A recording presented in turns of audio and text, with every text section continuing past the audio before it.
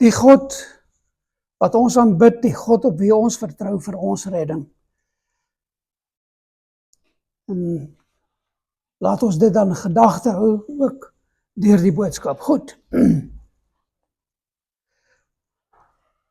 Dat lees hy hier, sy reg hierso. Wanneer 'n egpaar na hulle troue oor die sekuriteit, die sekerheid van hulle huwelik en hulle huweliksverhouding dink, gaan dit hulle hoegenaamd nie baat om na die ringe aan hulle vingers te kyk nie. Want in daardie ringe as sodanig is daar geen sekuriteit nie. Ja, die ringe is kosbaar, dit is 'n teken van hul verbond, dit is 'n herinnering aan hulle huweliksbeloftes, dit is 'n simbool van hul huweliksverbond. Maar daar is geen sekuriteit in die ringe self nie. Hulle kan dus met ander woorde nie na hulle ringe toe gaan en kyk en sê, wel, omdat ek hierdie ring dra, is ek seker van my huweliksverhouding. Want hulle weet, hulle sekuriteit is gevestig in die persoon wat daardie huweliksbelofte teenoor hom of haar afgelê het. Ek herhaal, hulle sekuriteit is gevestig in die persoon. Wie daardie persoon is, wat daardie persoon is, wat daardie huweliksbelofte teenoor hom of haar afgelê het. Nou wanneer dit by ons verhouding met Christus Jesus kom, en ons oor ons geloofsverhouding met hom dink, en dan dikwels ook dalk vertwyfeling ondergaan, dan maak ons ook die fout om na die dinge te kyk waarin daar geen sekuriteit is nie. Om na die dinge te kyk waarin daar geen sekuriteit is nie. Ons kyk dan ook na die ringe van die geloof, as ek dit so kan stel. Daardie ringe, die geloofsringe wat geen sekuriteit in hulle self het nie.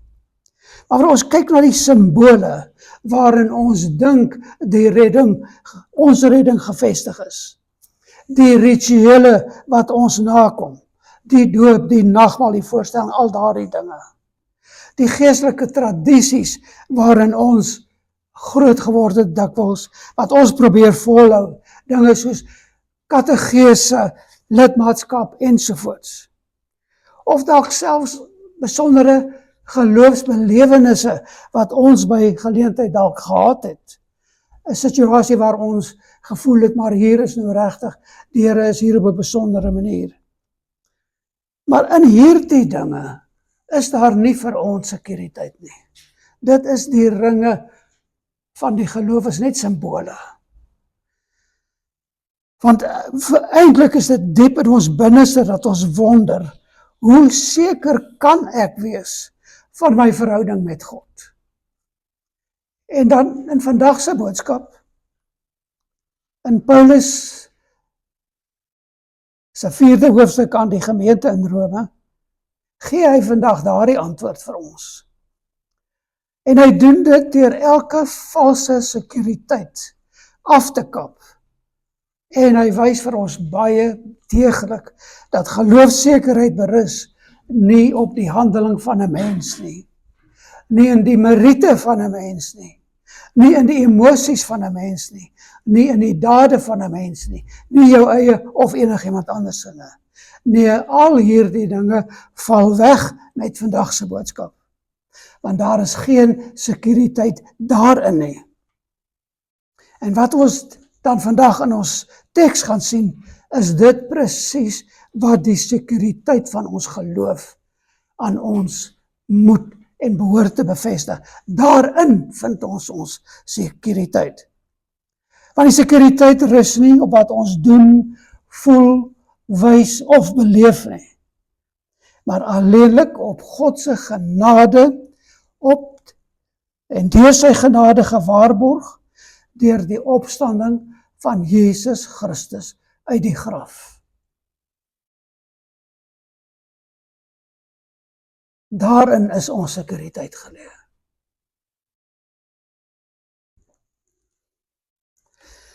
So, geloofsekerheid moet ons dan verstaan, is 'n verhouding. 'n verhouding waarin God die een wat hy wil red vasgryp. Soos Efesiërs 2 dit baie duidelik stel. En net terloops, daar's nie baie skrifverwysings vandag nie as gevolg van die rekenaarprobleem. Maar Efesiërs 2 stel dit vir ons duidelik dat geloof is 'n geskenk dan wat ons kry. Maar dit kom omdat God ons in eerste plek vasgryp. Ons aandag vind deur dit wat hy in ons lewe toelaat of wat hy voorskryf. Deur sekere gebeurtenisse, dalk traumaties, baie drastiese erge dinge, of dalk soms maar net 'n stille fluistering in ons ore. En deur dit wat God dan doen, en wat God dan doen om ons te red, val alle rituele weg. Daar's geen prestasies of dade van enige mens wat iets tel nie. Gevoelens verdwyn soos mis. En ek praat nou van as jy op emosionele gevoelens staat maak vir jou geloof. En wat bly staan? Daardie onwrikbare band van die geloof van God wat jou hand vashou.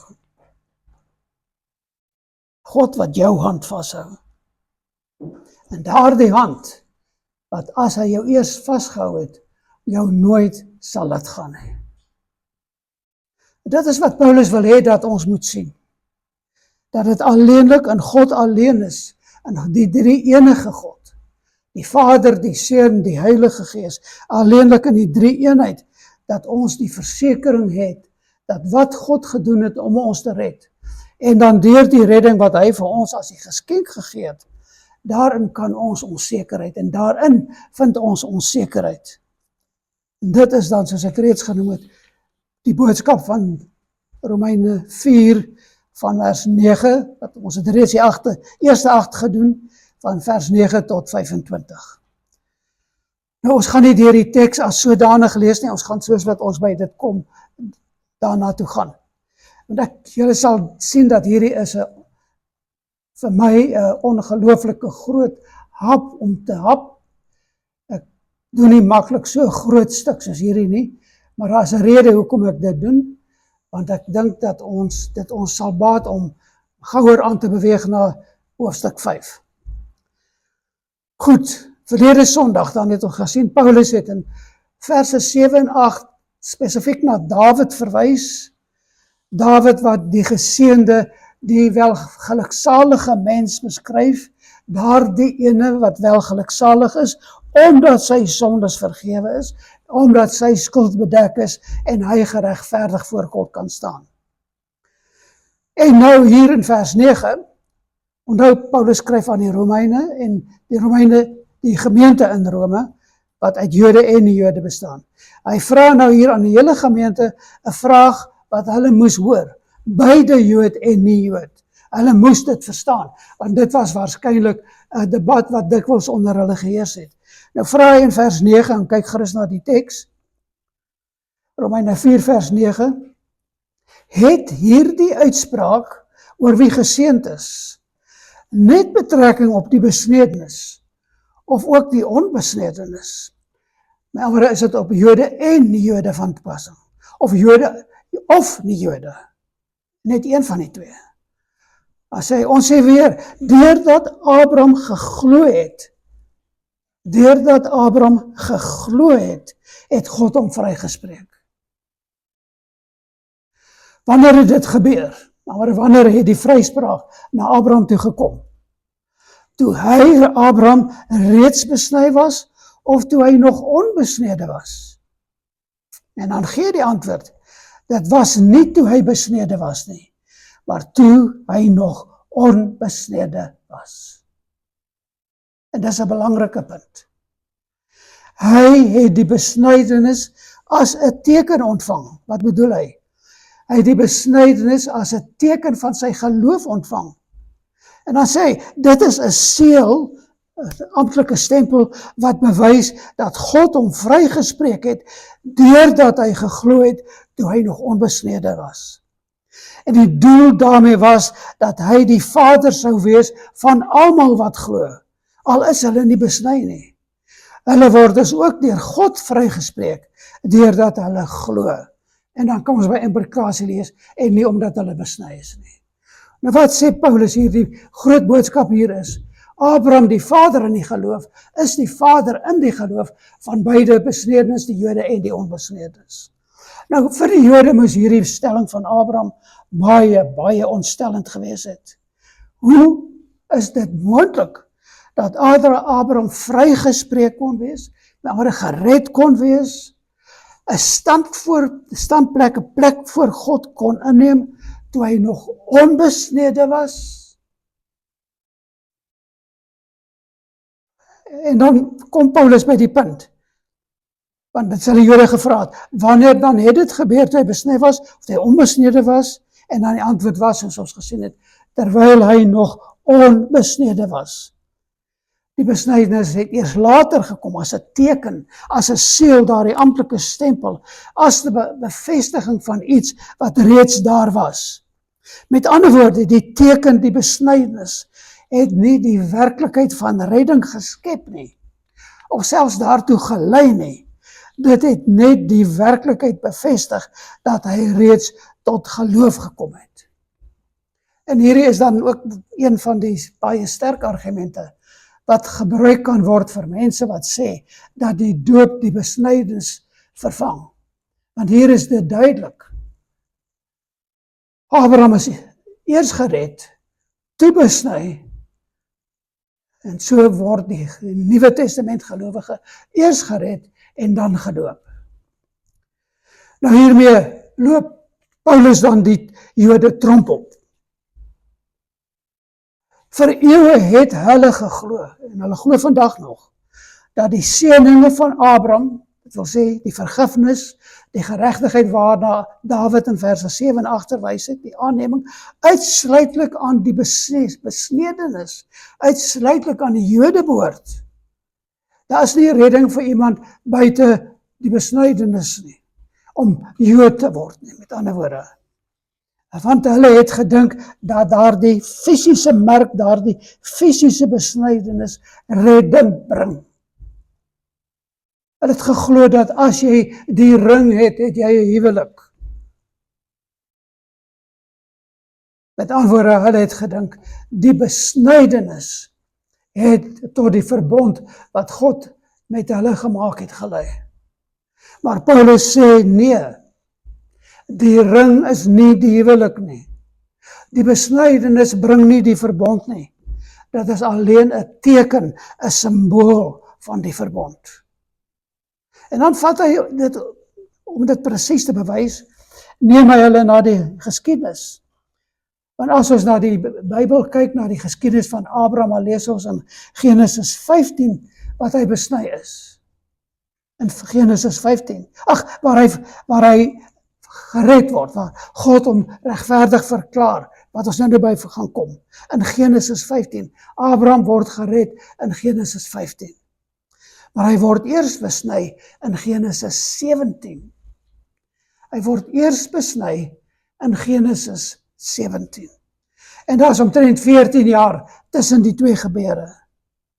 So die besnydenis het nie tot redding gelei nie. Het dit nie veroorsaak nie. Hy is eers gered en toe besny. Die ritueel het nie die redding gebring nie. En dan dis wat hy in vers 11 sê, hy bevestig dat die besnydenis net 'n bevestiging is van wat daar reeds was, met ander woorde die geloof wat daar reeds was. Hy sê in vers 11, Abraham is ook die vader van mense wat glo sonder besnydenis, met ander woorde al die nie-Jode wat ook tot bekering kom. En gaan na vers 12 dan, kyk na vers 12.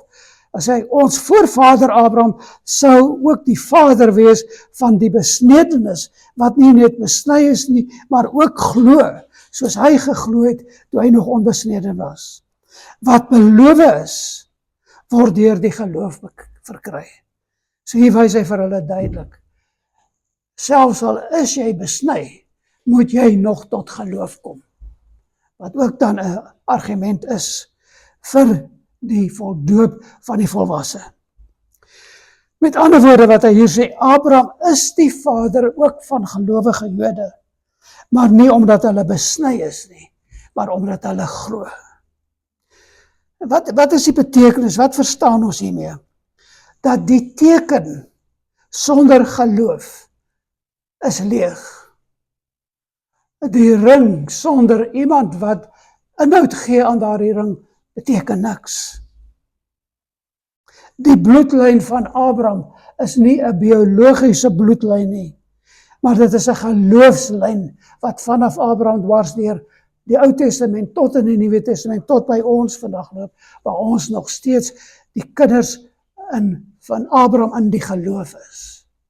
Ons beklem dit miskien nie genoeg nie, maar dit is 'n feit. Abraham was die eerste gelowige.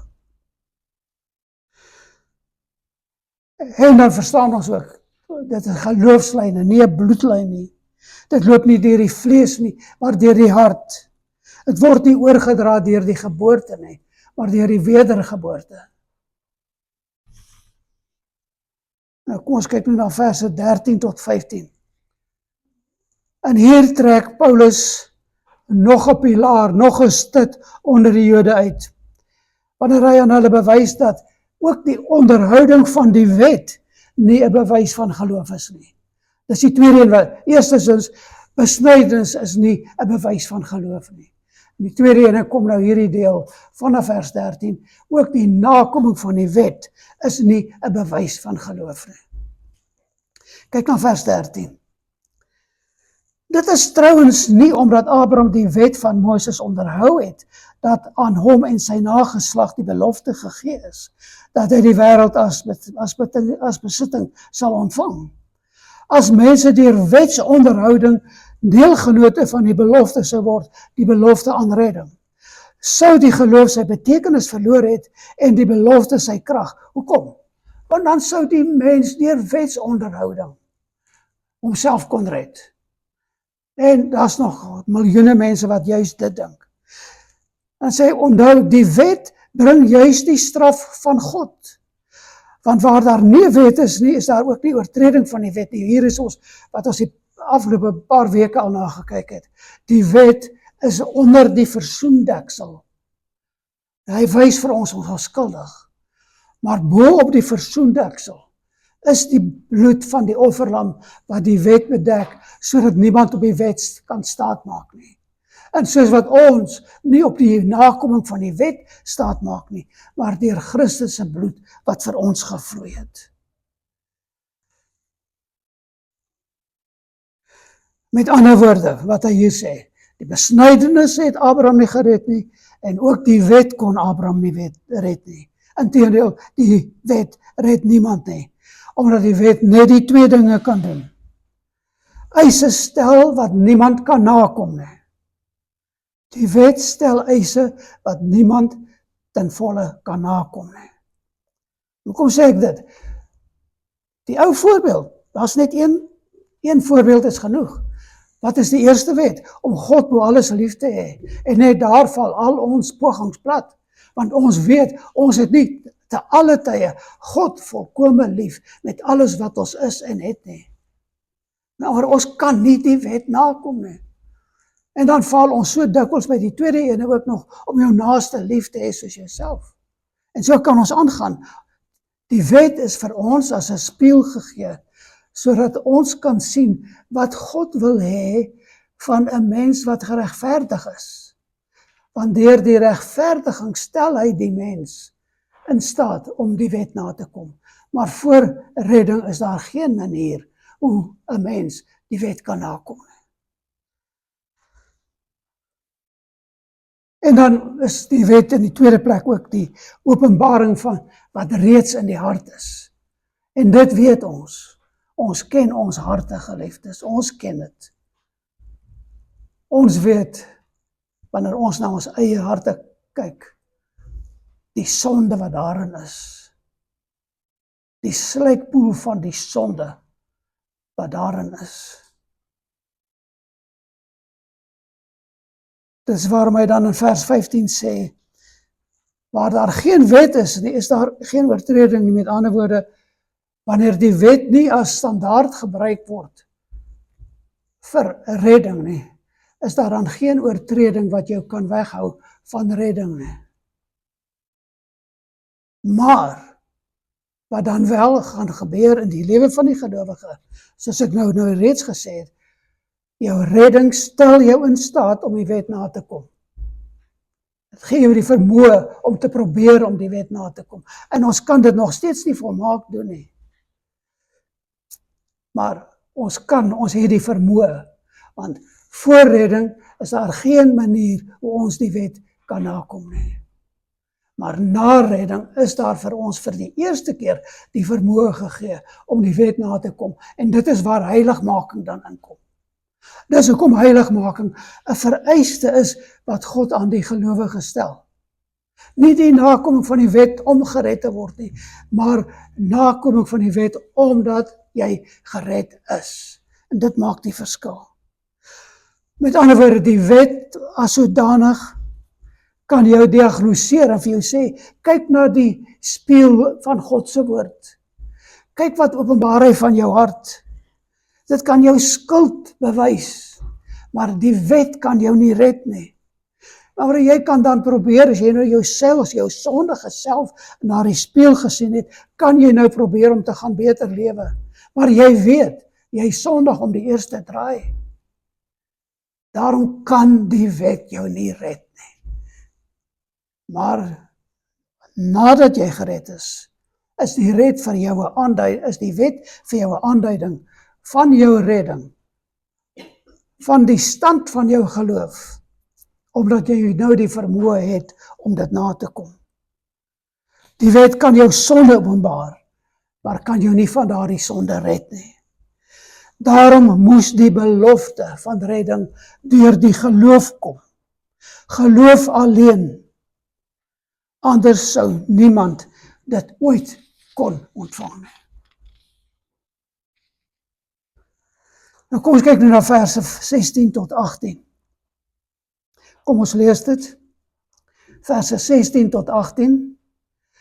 Daarom het die belofte deur die geloof en dus uit genade tot Abraham gekom, sodat dit van krag sou bly vir sy hele nageslag. Deur die geloof het hy gewys en het God getoon, daarin is die redding. En sy nageslag moes daarvan kennis neem. En sy nageslag is nie net die wat die wet ontvang het nie, met ander woorde weer eens, dis nie net die Jode nie, maar ook die wat glo, soos Abraham, maar ook die wat glo, soos Abraham geglo het. Met ander woorde, wat het Abraham geglo? En dit is nou die kern waarby ons gaan kom. Hy is immers die vader van ons almal. Hy is ons geloofsvader. Hy is die voorbeeld van geloof, met ander woorde. Soos daar geskrywe staan, ek het jou die vader van baie nasies gemaak. En dan gaan ons verder in vers 17. Dit is hy in die oë van God in wie hy geglo het. God wat dooies lewend maak en dinge wat nie bestaan nie, tot stand bring deur sy woord. En toe daar geen hoop meer was nie, en nou hierdie hoop wys op Abraham se hoop op 'n nageslag. Maar onthou, God het nou vir hom gesê, hy sou die vader van baie nasies word. Maar Abraham het nie eers een kind gehad nie, wat hy sy eie kon doen nie, wat hy deur sy wettige huwelik met Sara kon voortbring nie. Nou, kan julle dink, hoe dink Abraham? Hoe nou? Toe daar geen hoop meer was nie, het Abraham nog gehoop en geglo, en so die vader van baie nasies geword, volgens die belofte, so sal jou nageslag wees. Met ander woorde, dit gaan nie net oor 'n fisiese nageslag nie, maar ook oor 'n geestelike nageslag. En die kern van Paulus' argument is dit, as die belofte van redding op die wet berus het, was dit onseker, want dan hang dit van die mens af. Met ander woorde, jy sou die hele tyd gered, ongered. Jy soos hierdie klokke wat die mannetjie wat so in en uit die hele tyd. Jy is dan in en dan is jy uit, dan is jy in. En dis nie wat dit met die geloof die geval is nie. Want as dit van jou afhang en van jou nakoming van die wet, dan weet jy, is dit so onseker soos die weer daar buite. Maar as die belofte op God rus, is dit seker, want dan berus dit op God en sy krag. God en sy krag. En dit is hoekom geloof dan beskou word as die leë hand, wat daardie geskenk van redding ontvang. Jy kom met 'n leë hand na God. Jy sê nie vir hom, wel ek het omtrent 40% van die tyd het ek probeer om die wet na te kom. En terloops ek is ook besny of watter ander rede tot roem jy ook aan God wil aanbied. Jy kom na hom met 'n leë hand, jy het niks om aan te bied nie, en jy ontvang daardie geskenk van die geloof. So hier wys Paulus hoe geloof dan lyk. Nie hoe dit in teorie lyk nie, maar in die lewe van Abraham self. Omdat Abraham dan wel ook letterlik, fisies, die vader van onbeskryfbare hoeveelheid mense geword het. God het vir Abraham in vers 17 gesê, ek het jou 'n vader van baie nasies gemaak. Hy het dit gesê, en hy het dit soos 'n feit gestel. Ek het jou die vader van baie nasies gemaak. Maar kyk nou na Abraham se omstandighede wat in verse 18 en 19 beskryf was. Toe daar geen hoop meer was nie, het Abraham nog gehoop en geglo. Toe daar geen hoop meer was nie, het Abraham nog gehoop en geglo. En kyk na vers 19 wat sy omstandighede verduidelik.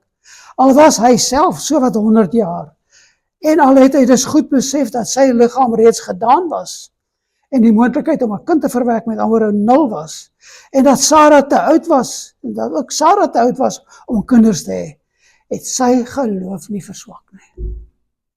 Hy het na God gekyk. God, die een wat dooies lewend maak, en dinge wat nie bestaan nie, roep tot lewe, dat hulle bestaan. En God wat die mag het om te doen wat hy beloof. Dit is die God in wie sy vertroue gestel het. In wie hy sy vertroue gestel het. So Abraham het na die werklikheid gekyk rondom hom, sy eie liggaam, sy eie vrou, en gesê, ek weet nie, ek kan nie dink hoe dit kan gebeur nie. Maar hy het bly vertrou. Hy het nie ontken dat hy oud is nie. Hy het nie voorgegee dat Sarah se skoot nie dood is nie.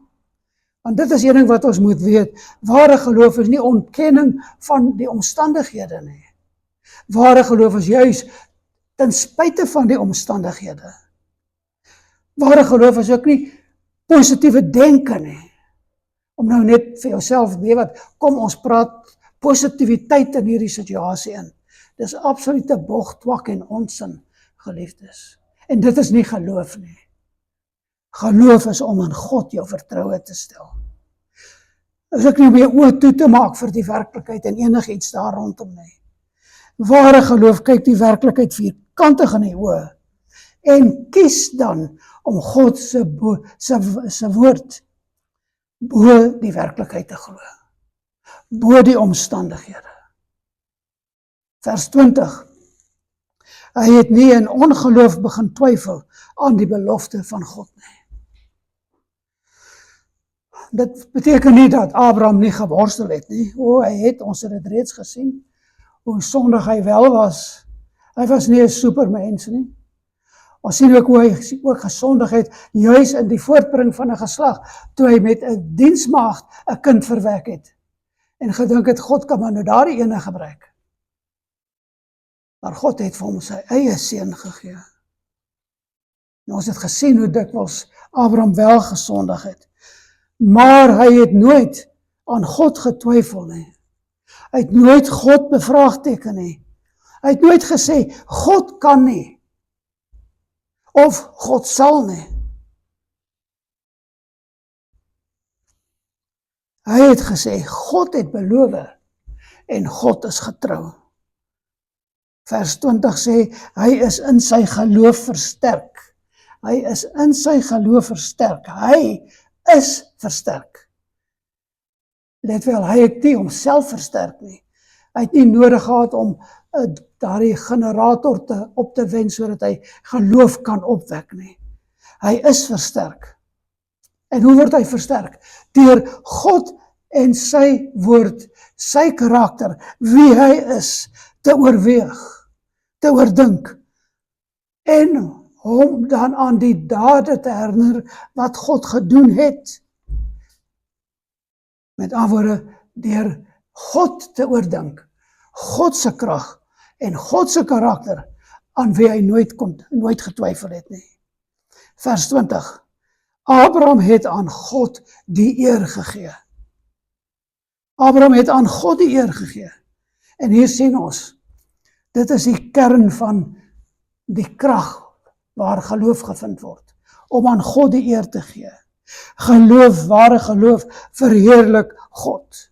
Ware geloof sê, u is wie u sê u is. U is wie u onthul het, ontbloot het, geopenbaar het, wie u is, soos dit in sy woord is. Geloof sê, u kan doen wat u beloof het.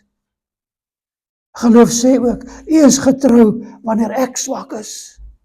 Geloof is om na God te kyk, sy karakter te erken, selfs wanneer jou omstandighede jou laat twyfel. Nou kyk nou na vers 21, en hier sien ons, dat Abraham was volkome oortuig van God se vermoë. Dis wat daar staan, hy was ook ten volle daarvan oortuig, dat God mag het, om te doen wat hy beloof het. So Abraham se geloof was nie groot, omdat hy self sterk was nie, maar omdat hy God se krag vertrou het. God se krag om hom te red en gered te hou. En hy het nie geglo omdat hy kon sien nie, maar omdat God beloof het. Omdat God beloof het. En kyk dan na vers 22, daardie wonderbaarlike vers van die geloof, wat vir elkeen van ons 'n bemoediging moet wees. Deurdat Abraham geglo het, het God hom dus gered, vrygespreek. Of ander vertalings, daarom, omdat Abraham geglo het, is dit hom tot geregtigheid gereken. Selfde ding. Nie omdat sy geloof sterk was nie. Nie omdat sy geloof volmaak was nie. Maar omdat sy geloof op God gerus het. En God reken geloof tot geregtigheid, omdat geloof die mens leegmaak en hom met vertroue in God vul. Hy vertrou God. Hy verwyder enigiets wat geloof uit wat hy uit homself opwek, verwyder. En hy vertrou alleenlik vir God.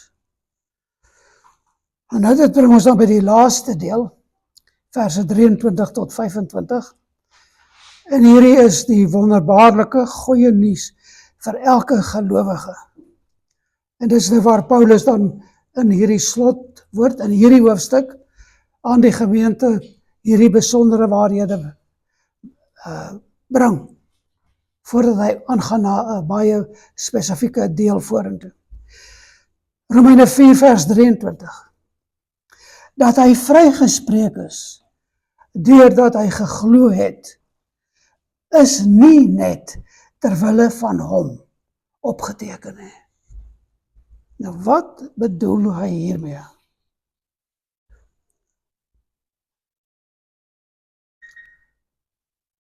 Tot dusver het Paulus op Abraham gefokus, Abraham se storie vertel, Abraham se geloof ontleed, en hoe sy geloof dan tot redding gereken is, daardie geloof in God. Maar nou sê hy, moenie dink, hierdie was maar net ter wille van die geskiedenis nie. God het dit laat opskryf vir ons, ook vir ons. En wat is Paulus se punt? Abraham se verhaal is nie 'n stukkie antieke Joodse geskiedenis nie. Dis nie vir 'n museum bedoel nie. Dis nie die Joodse erfenis alleenlik nie. Dit is 'n bloudruk vir hoe God vandag nog mense red. En Paulus wil hê dat die gemeente moet verstaan dat die manier waarop Abraham geregverdig is, gered is die manier waarop elkeen wat gered word, nie op 'n ander manier nie. Vers 24 verduidelik hy verder, maar ook ter wille van ons wat gered word, vrygespreek word, ons wat in God glo, wat vir Jesus ons Here uit die dood opgewek het. Daar is die kern van die geloof. God het hierdie vir ons ook gegee. Hierdie geskiedenis van Abraham, die vader van die geloof, sodat dit opgeteken word, sodat dit ook vir ons kan bemoedig en vir ons sê, daarin is die geloof en niks aan niemand anders nie. En waarin is ons geloof? In Jesus, onze Here, wat God uit die dood uit opgewek het. So hier is die brug van Abraham na elke gelowige vandag. 'n brug tussen elkeen wat hier sit wat 'n ware gelowige is en Abraham. Die patroon bly dieselfde. Abraham is geregverdig deur geloof. Ons word geregverdig deur geloof. Nie deur ritueel, simbool, prestasie, kultuur, tradisie, gevoel of enige godsdienstige meriete nie. Maar deur geloof in God se belofte en die vervulling daarvan in Christus Jesus. Watter belofte? Dat God, Genesis 3 vers 15, die waarheid sou word. Dat hy die een sal stuur wat die slang se kop vermorsel. Die een wat hy gestuur het in Christus Jesus, wat Abraham vooruit geglo het, wat al die Ou Testamentiese gelowiges vooruit geglo het in die Messias wat kom.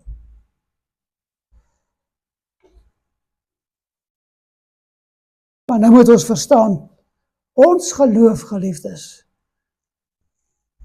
is by gebrek aan 'n ander woord voller as Abraham se.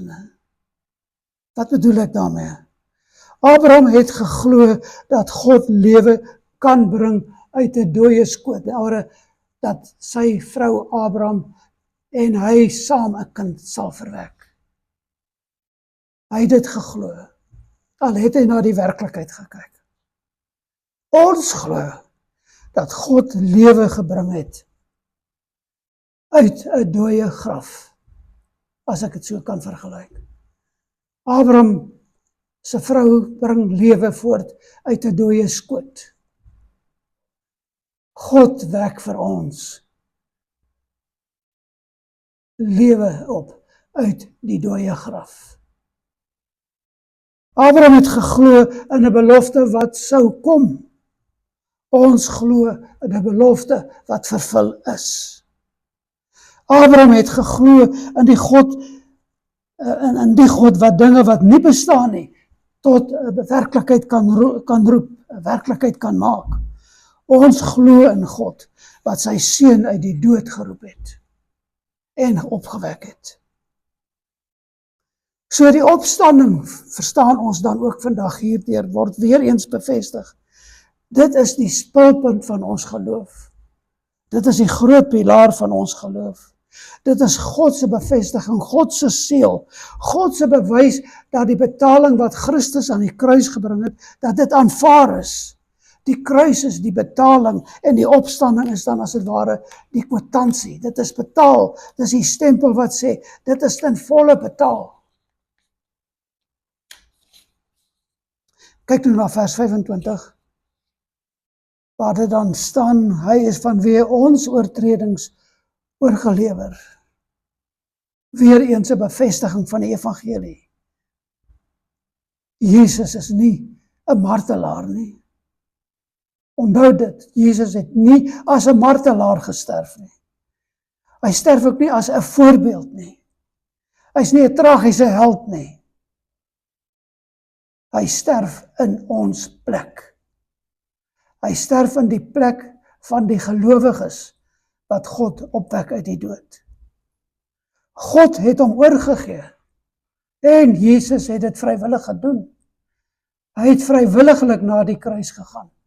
Ons lees in Handelinge 2 vers 23, hom wat deur die bepaalde raad en voorkennis van God oorgelewer is aan die autoriteite, die regering, om hom te kruisig, het julle deur die hande van goddelose manne geneem en gekruisig en omgebring, doodgemaak. Hom het God opgewek, nadat hy die smarte van die dood ontbind het, omdat dit onmoontlik was dat hy, Jesus, daardeur vasgehou sou word. Want God het dit anders bepaal. God het bepaal dat die slangkopverbryselaar sal kom. En Jesus het gekom, en hy het gekom om sy taak te volvoer.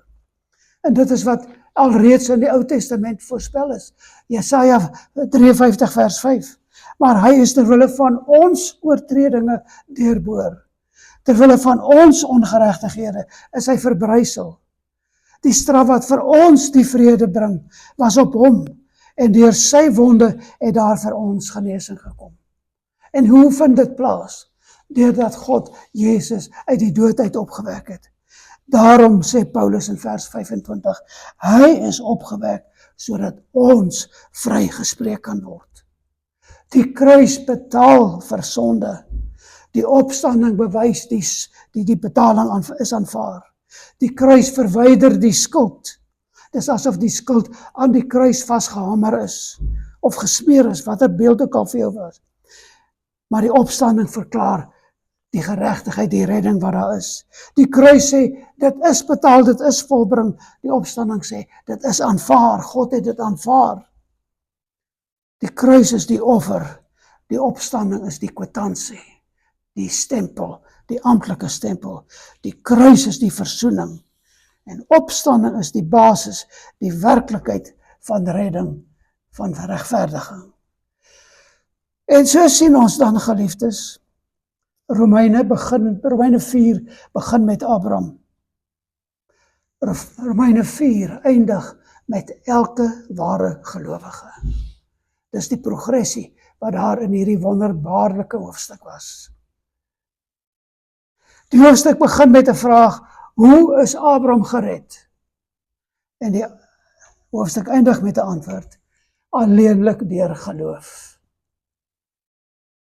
Romeine 4 vers 23 tot 25 is Paulus se manier om te sê, wat God vir Abraham gedoen het, doen hy vir die gelowige.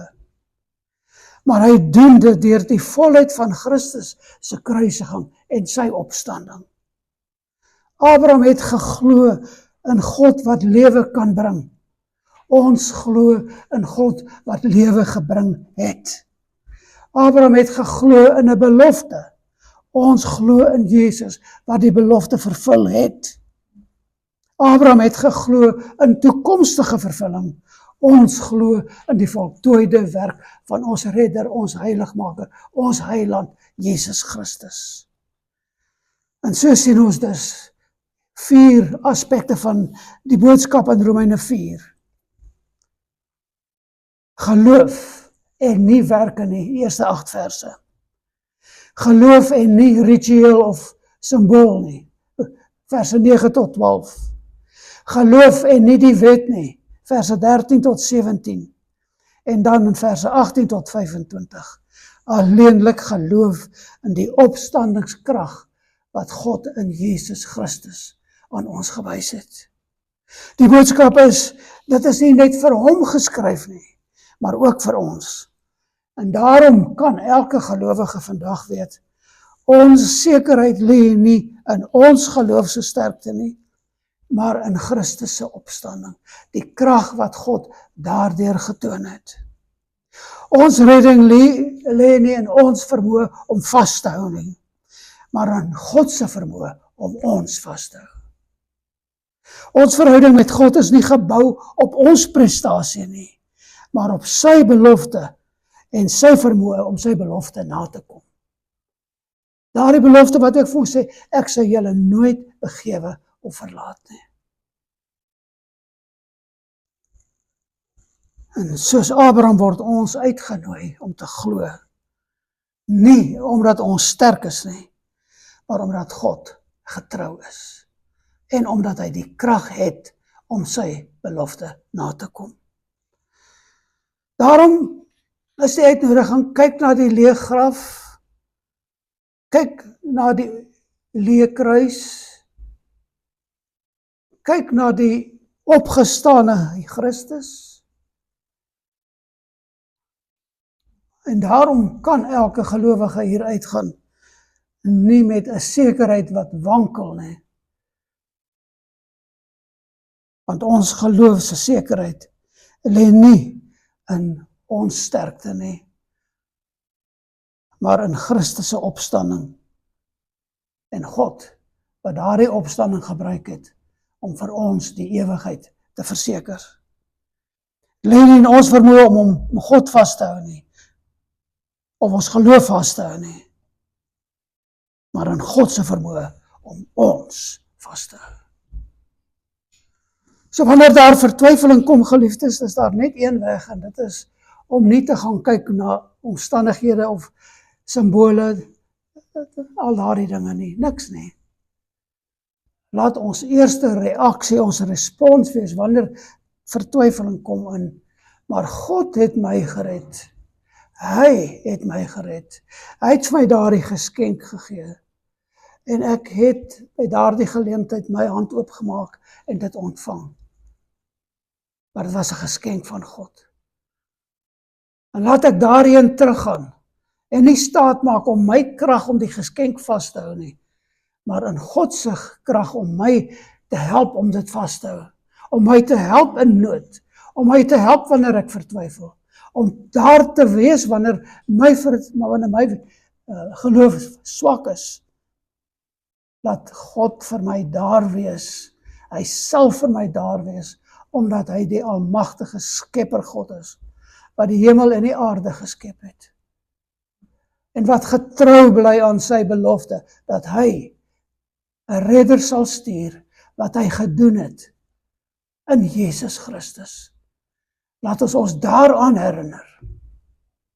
Nie aan ons omstandighede nie. Nie in wat moontlik kan gebeur nie. En in hierdie donker dae is die vertwyfeling maklik daar. Wanneer ons persoonlike probleme ondervind, is die vertwyfeling maklik daar. Ons kan ons vasstaar teen hierdie dinge, maar laat ons dan eerder ons vertroue stel in God, wat getrou is aan sy belofte, om ons vas te hou. Dit is wat Romeine 4 vir ons leer. En mag ons dan daaruit ryklik put vir ons wandel, elke dag, en dan waarlik tot eer van God se eer, werklik dan tot God se eer leef, in dit wat ons is, maar ook in dit wat ons doen. Amen. Kom ons bid saam.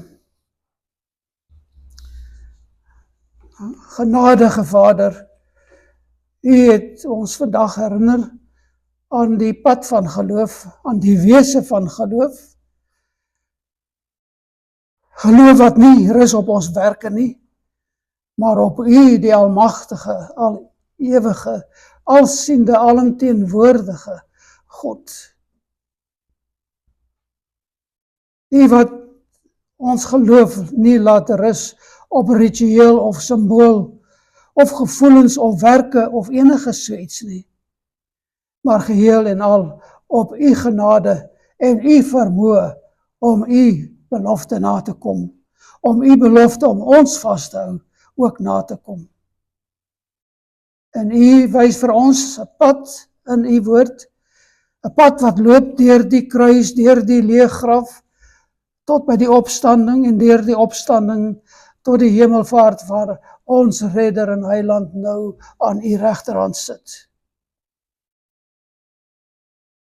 Dankie dat U ons nie vra om U vas te hou nie, of ons geloof vas te hou nie, maar dat U ons vashou.